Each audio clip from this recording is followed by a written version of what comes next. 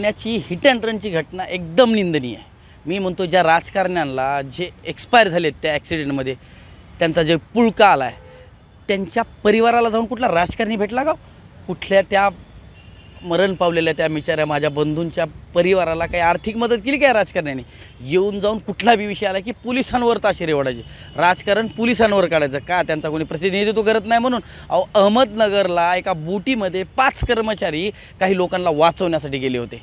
ती बोट उलटली, त्याच्यामध्ये 4 पोलीस कर्मचाऱ्यांनी आपलं आयुष्य वाटोळ केलं। त्याच्यावर कुठल्या राजकारण्याला बोलता आलं नाही।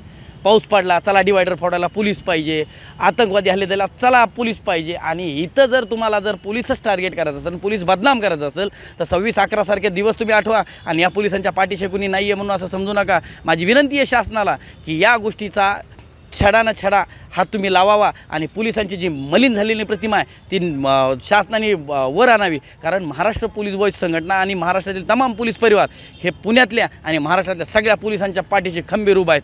म्हणजे ज्या वेळेस तुम्हाला त्या मेलेल्या पोराला न्याय देण्यासाठी यावं लागतं, पण त्याच्या परिवाराला जाऊन कुठली आर्थिक मदत करावी किंवा त्याचा परिवार जगतो का नाही हे बघण्यापेक्षा तुम्ही पोलीसवाल्याकडे जाताय, पोलीसवाले जी बदनामी करताय हे चुकीचं आहे, हे थांबलं पाहिजे। मी अशा गोष्टीला कुठंच मी सगळ्या पोलीस परिवाराला विनंती करतो की आता इज्जत आपल्या बापाची आणि आपल्या खाकीची आहे, त्यामुळे आपल्याला उठावं लागेल। हे राजकारणी एक होते तर आपण बी एक होतो। महाराष्ट्र पोलीस बॉयज संघटना अशा गोष्टीचा निषेध करते।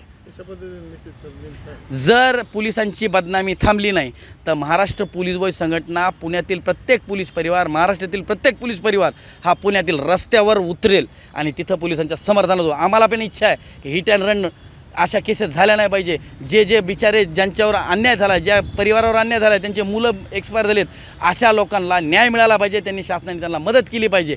पण जसं की अहमदनगरमध्ये एका जे पोलीस कर्मचारी काही लोकांना वाचवताना मरण पावले त्यांच्या तर परिवाराकडे कोणी ढुंकून बी बघितलं नाही, ते बी बघायला पाहिजे। महाराष्ट्राच्या पोलीस महासंचालक त्यांनी जाऊन तिथं श्रद्धांजली दिली, पण बाकीच्या राजकारण्याला ह्याचे कुठे जाण नाही आली।